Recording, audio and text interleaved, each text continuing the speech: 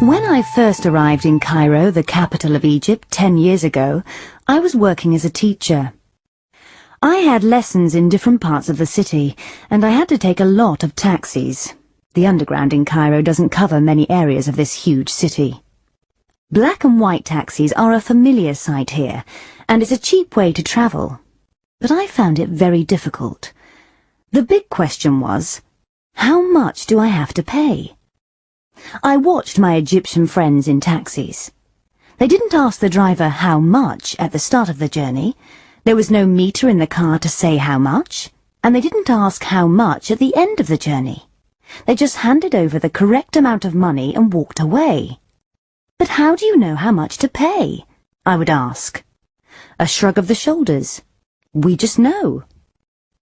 Gradually, over the years, I have started to understand the payment system in Cairo taxis. There are several things to think about. How far are you going? How long will you spend in the car?